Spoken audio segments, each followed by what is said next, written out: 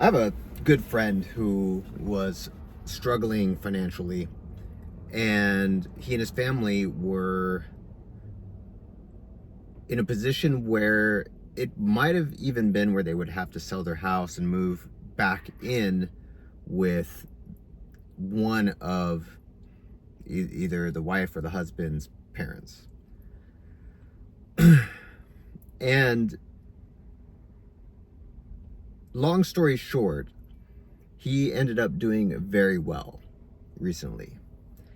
And when he did, he started to buy a lot of things.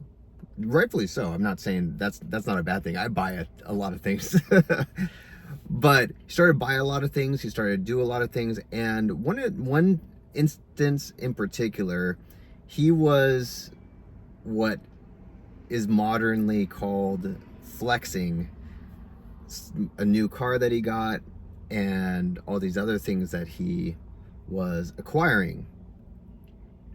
And as he was flexing, as he was sharing all these things and talking about it and trying to show it off and everything, the people who he was sharing it with were very turned off. And it's interesting because if it were kind of the other way around, if he were not flexing his stuff, but he was asking about the other people. What are you guys doing? What's new with you? How is your life? What's going great with your life? If it had flipped, those same people would love to talk, would love to have him around, would love to be in his presence. When he started sharing his success, his stories, and it was about him right from the beginning, there was an immediate closure. Obviously, with most people, this would be the case. Nobody really likes hearing good news from other people, especially when that other person is just talking about all the good news that they're experiencing. And you might be in a great position, you might be in a wonderful place, you might be in a horrible place. Either way, it's a big turnoff, right? Socially. It got me thinking, why is that? Why are we so turned off when somebody else is talking about their success right in the beginning of the conversation or the entire conversation? When if it were the opposite way, if somebody were asking us about our success, we would love to share that. And often the person who asked would love to hear it as well.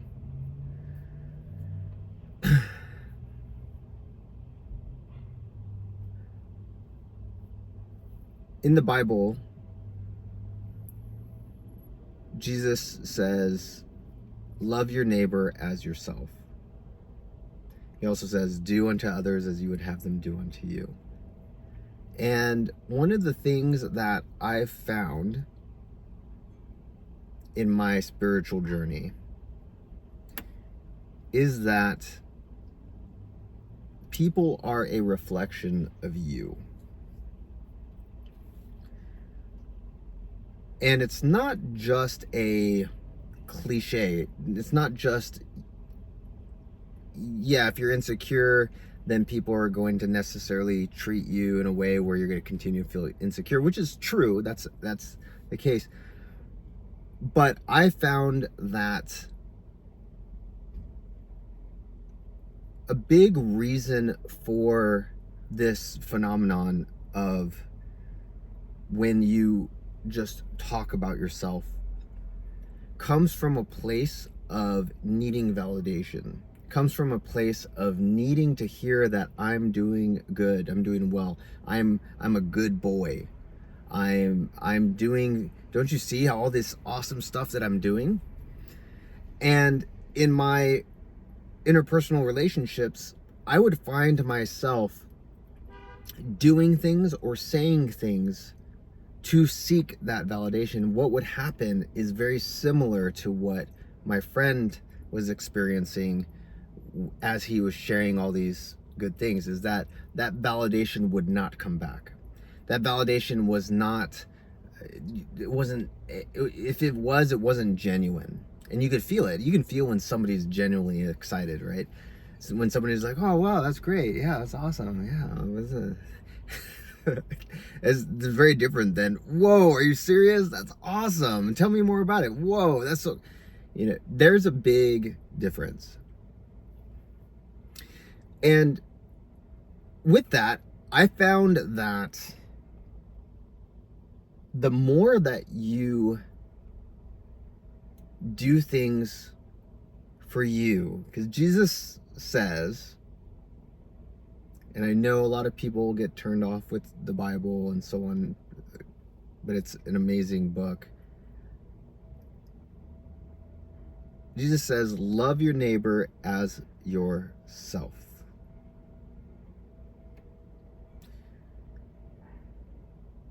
So many times we don't do things for us. I found when I do things, not in a selfish way where I'm taking from somebody else, that I'm doing this despite knowing that this is going to really piss somebody off because it's going to make them feel horrible, or it's going to step on their toes, or it's going to make them lose. The more that I do things because I know it is the most loving, the right, the most giving thing that I can do right now because I want to do it, I find that the more I do that, the less validation I need. What my friend did is what I would do years ago. And when I wouldn't get that validation, my world would start crumbling, or my world would start getting chaotic, because I had nobody to say that I was to pat me on the head and say, wow, great job, Dean, you're amazing. Wow, yeah, gosh, keep going, doing what you're doing. I remember I would join all these men's business groups, which were amazing. And in those, I would try to find mentors that I looked up to and get their validation. I needed that emotional good job, that emotional attaboy.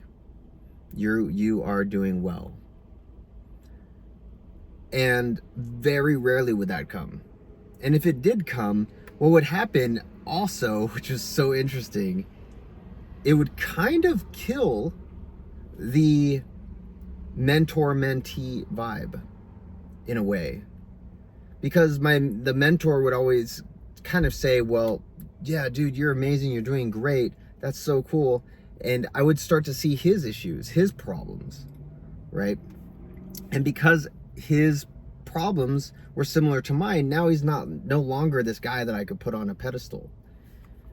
And so I constantly would need more validation, which means I have to find somebody else who's better than this guy and get validation from that guy, and from the next, and from the next. With my friend and his need to show all the things that he's doing, which was my need, I needed to do that in the past too, so I'm not judging. There is this desire for, let's see if that goes away. There is this desire for an external source of meaning and purpose and direction and a milestone toward whatever goal he's trying to achieve, which was always what I was trying to achieve. I wanted the sense of completion. I wanted this external, if I can get to this level of cash flow every month, then I'll be happy, because then I can rest, I can stop, and I'm not going to need anything. But it's funny, because the more that I was making, the more chaos would happen, the more trouble I would have, the more validation I would need, the more, if one little thing went wrong, I would start flipping out and freaking out.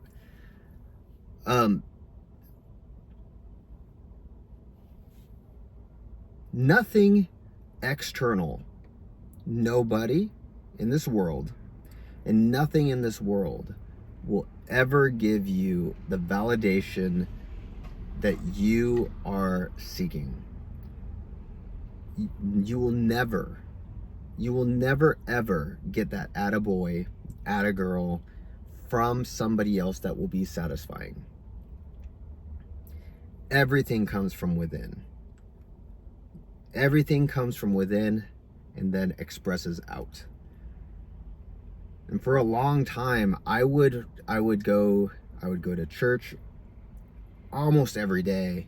I'd go to confession almost every day when I was sinning and when I was doing stuff, well, that would be considered like a mortal sin in the Catholic Church. And it would be every day, like literally almost every day I'd go to confession. And I'd do all the things that were these external things, and I would be caught in this cycle of needing validation. Go to the priest, share what bad thing I did. He would say, it's totally understandable. You're doing a great job. Don't worry about it. You come into confession, and you're doing what you're supposed to be doing.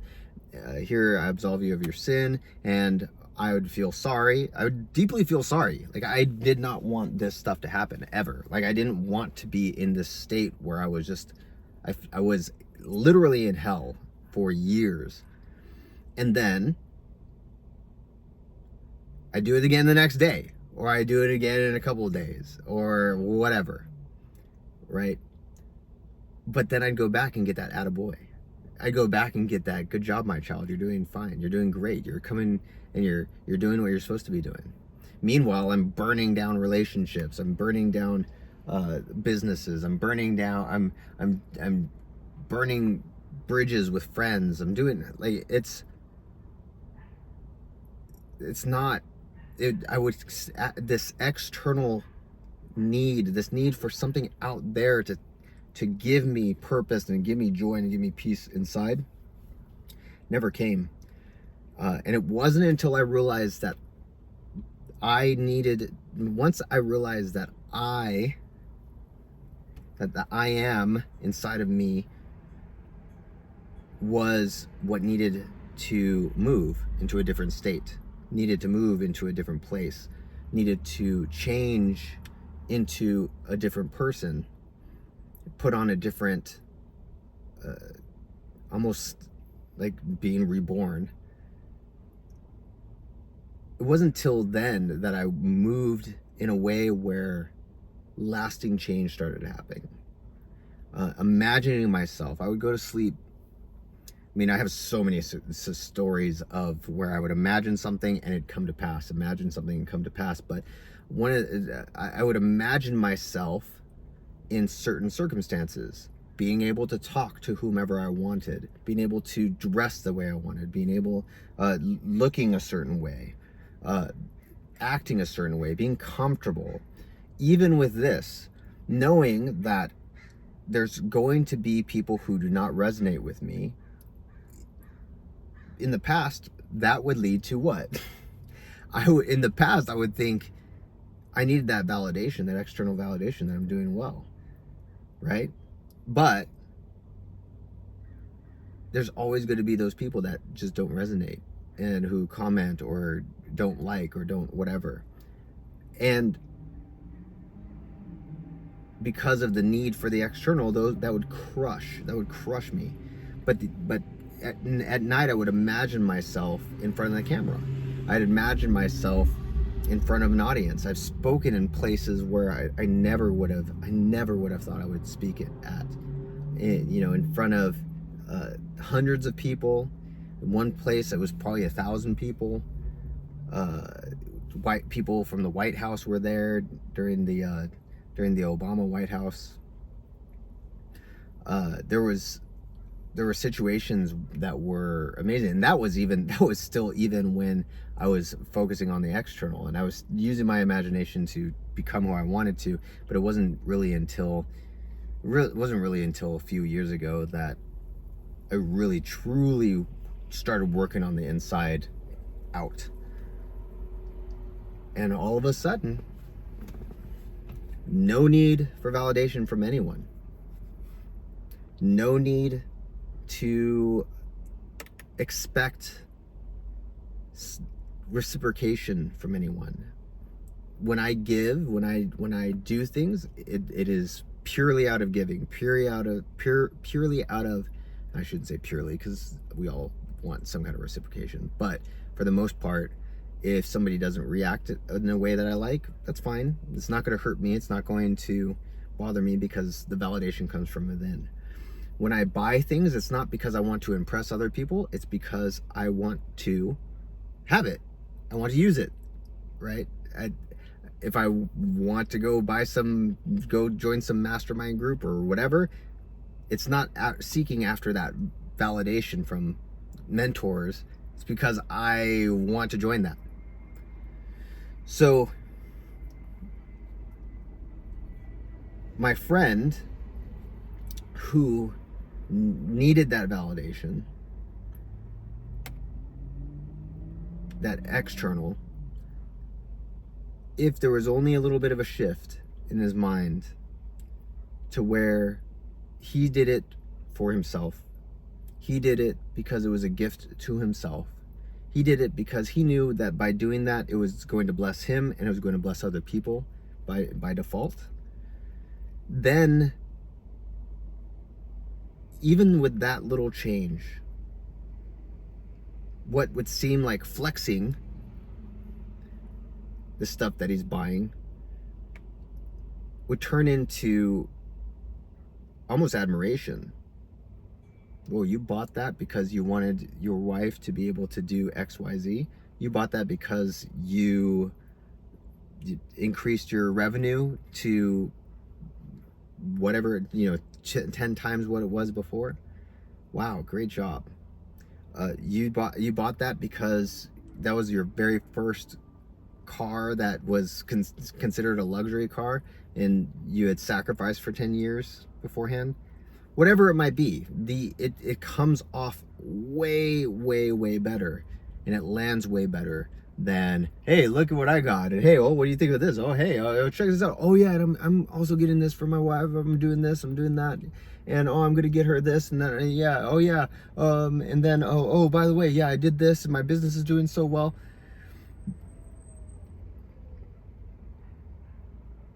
There's a presence that comes from doing things because you want to do it. Do things because you want to do it out of love for yourself, not selfishness, but out of love for yourself. And by default, this is just my belief, it'll turn into love for your neighbor. I love jujitsu, and I wanted a jiu-jitsu gym up nearby where I was at. And so I invested the money, with a friend who wanted to open up a jiu-jitsu gym. I loved it so much that I'm thinking, dude, I get to use this gym whenever I want. Heck yeah, it's right next to me, and no strings attached. Tens of thousands of dollars, gave it to him. He opened up the jiu-jitsu gym, almost 2 years ago now. And dude, it is so awesome to be able to drive within 5 minutes to the gym and be able to use it and see all the kids and all that other stuff doing that. Really, it's because I didn't want to drive 45 minutes to the nearest jiu-jitsu gym. I wanted to get that up here. And by default, because I loved it so much, by default, everyone else got to enjoy it. And now, gosh, they have 30 kids at the gym and probably 20 adults or whatever. And it's so cool. It's crazy to think of where it came from nothing, from just an idea and a little bit of a self-love idea of wanting jiu-jitsu. And it's turned into what it is. So here is what the point of this video is you don't need validation from anyone else. Do things because you want to do them. Do them because you love to do it, and you would love to have it. You would love to have whatever car it is. You would love to have a gym near you. You would love to do whatever it is. If you do it out of love for yourself or love for somebody else, and because you simply you want to give that gift in some way, it will bless others and it'll come off so much better, and you won't feel the need to flex. Nothing external. Nobody's going to give you the validation you want. You need to start learning to validate yourself and becoming the person that you want to be, and letting yourself express a fully present, fully validated person that you've always wanted to become.